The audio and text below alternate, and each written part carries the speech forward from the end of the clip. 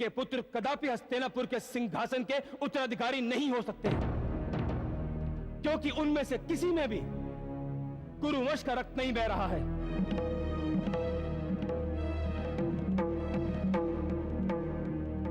वे सभी किसी अन्य की संतान हैं।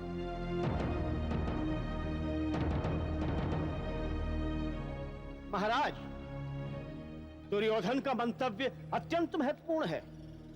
मैं आशा करता हूं कि ये राज्यसभा निर्णय लेते समय इस बात को ध्यान में रखे।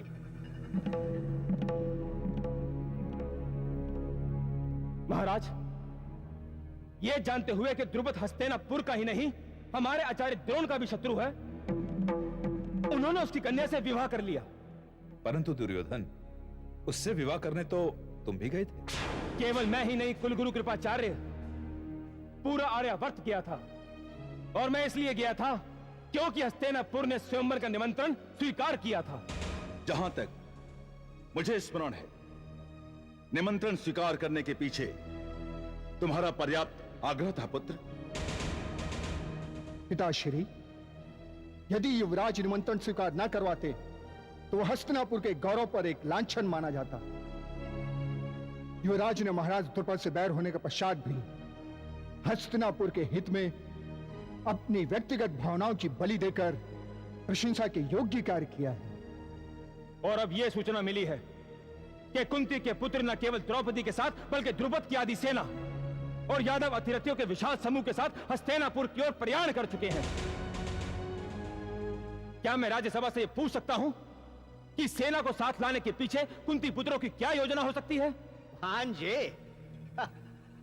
ये तो कोई मूर्ख भी बता सकता है कि सेना के साथ किसी नगर की ओर प्रयाण करने का अर्थ केवल आक्रमण होता है, प्रेम मिलन नहीं। मामाश्री, पांडव हमारे शत्रु नहीं हैं कि हम पर आक्रमण करें। विकर्ण, तुम्हारे मत की जब आवश्यकता पड़ेगी तुमसे पूछा जाएगा। किंतु ये मिथ्या आरोप। विकर्ण, तुमने सुना नहीं भ्राताश्री ने क्या कहा? परंतु विकर्ण ने कुछ अनुचित तो नहीं कहा दुशासन। राज्यसभा में बोलने का अधिकार विकर्ण को भी है। युयुत्सु, तुम पहले स्वयं अपने मन की गुत्थियां सुलझा लो, उसके बाद राजनीति की गुत्थियां सुलझाना। महाराज, राज्य की सुरक्षा सबसे अधिक महत्वपूर्ण है महाराज। चाहे उस सुरक्षा को किसी शत्रु की ओर से संकट हो या किसी मित्र की ओर से। पांडव हस्तिनापुर के शत्रु हैं या मित्र हैं, यह तो मैं नहीं जानता और न ही मेरी जानने की कोई इच्छा है। मेरे लिए तो केवल यही पर्याप्त है कि वे दल बल के साथ हस्तिनापुर की ओर बढ़े आ रहे हैं महाराज, और यह हस्तिनापुर की सुरक्षा के लिए संकट का कारण बन सकता है। इसलिए इससे पहले कि वे हस्तिनापुर पर आक्रमण करें, हमें उन पर आक्रमण कर देना चाहिए।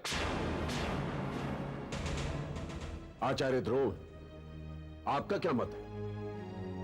क्या हमारी सेना इतनी समर्थ है कि वो पांडवों पर आक्रमण करके उन्हें समाप्त कर सके? आक्रमण तो बात की बात है महाराज। पहले राज्यसभा यह निर्णय ले कि पांडव हमारे शत्रु हैं या मित्र। आचार्य द्रोण, यह निर्णय तो उस दिन हो गया था जब हस्तिनापुर के सिंहासन पर पिता श्री महाराज धृतराष्ट्र को बिठाया गया था और युवराज के सिंहासन पर मुझे। इस सिंहासन पर केवल मेरा अधिकार है, केवल मेरा, और यह अधिकार मुझसे कोई नहीं छीन सकता। अधिकार नहीं दुर्योधन, केवल तुम्हारी महत्वाकांक्षा, केवल तुम्हारा हट। अधिकार की परिभाषा मुझे दूसरों से नहीं सीखनी पितामह। हस्तिनापुर का युवराज मैं हूं, इसलिए युधिष्ठिर हस्तिनापुर के युवराज नहीं हो सकते। महाराज धृतराष्ट्र, देख रहे हैं कौरवों की राजसभा में राजनीति किस तरह निर्वस्त्र हो रही है। गुरुओं के रक्त में इतनी निरंकुशता, इतना स्वार्थ कहां से आया? क्या कोई बताएगा मुझे? आचार्य द्रोण, हस्तिनापुर के सिंहासन पर दुर्योधन का अधिकार है या नहीं, इस पर तो कोई विवाद हो सकता है, परंतु युधिष्ठिर के अधिकार के विषय में मुझे कोई संदेह नहीं। इसीलिए पांडवों को हस्तिनापुर में प्रवेश करने से रोकना अन्याय होगा अन्याय तो राज्यसभा अपने युवराज के साथ कर रही है आचार्य।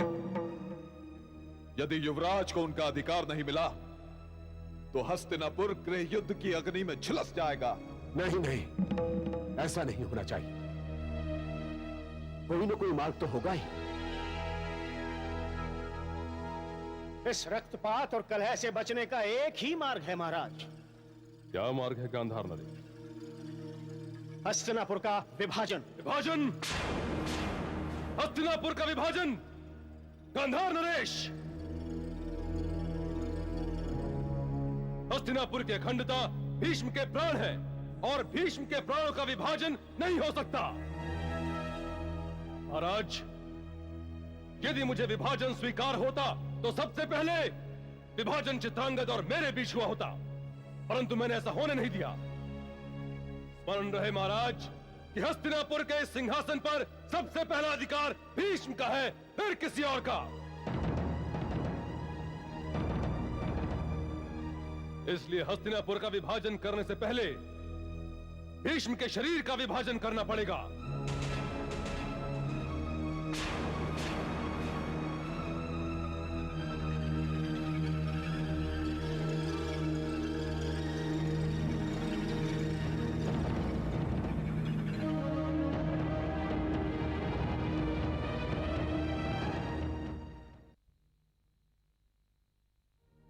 पिताश्री, ये आप कौन सी राजनीति कर रहे हैं? इस तरह तो ना आप कौरवों के रहेंगे ना पांडवों के।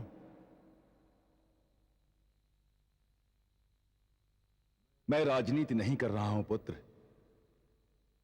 ब्राह्मण राजनीति कर ही नहीं सकता। राजनीति नहीं, आत्मरक्षा का उपाय तो कर सकता है, परंतु आप जो कर रहे हैं वो आत्महत्या प्रतीत हो रही है पिताश्री।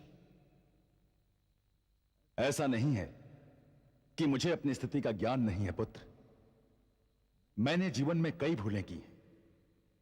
कौन सी भूल पिताश्री?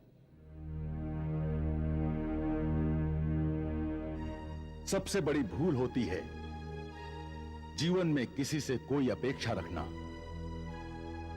मैंने द्रुपद से अपेक्षा रखी थी कि वो मित्रता का प्रत्युत्तर देगा। वो अपेक्षा पूरी नहीं। मैंने द्रुपद को अपना शत्रु बना लिया, उसका आधा राज्य ले लिया। द्रुपद की पुत्री मेरे शिष्यों की अर्धांगिनी तो बन सकती है, परंतु मैं द्रुपद का मित्र कभी नहीं बन सकता, कदापि नहीं। तो फिर आपने दुर्योधन का समर्थन क्यों नहीं किया पिताश्री? वो न्याय संगत नहीं होता।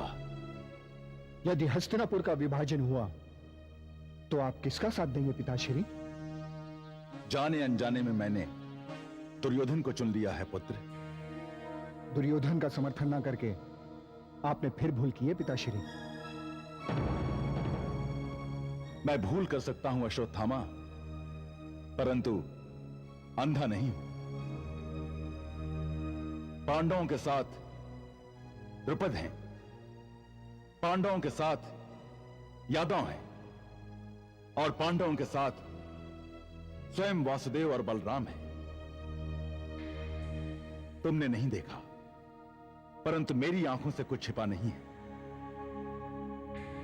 स्वयंवर के पश्चात अर्जुन की सफलता का लाभ उठाते हुए किस तरह वासुदेव आर्यावर्त के राजाओं को पांडवों के पक्ष में जुटा रहे थे। वासुदेव दूरदर्शी, वो आने वाले संघर्ष के लिए शक्ति के समीकरण को पांडवों के पक्ष में झुका रहे हैं। गांधार नरेश मेरे प्रिय पात्र नहीं है, परंतु उनका विभाजन का प्रस्ताव हस्तिनापुर की सुरक्षा के लिए एक मात्र मार्ग है। आपका अर्थ है पिताश्री पांडवों की सुरक्षा? नहीं पुत्र, मेरा अर्थ है दुर्योधन की सुरक्षा। पांडव तो आधा राज्य पाकर संतुष्ट हो जाएंगे, परंतु दुर्योधन वो कभी संतुष्ट नहीं होगा।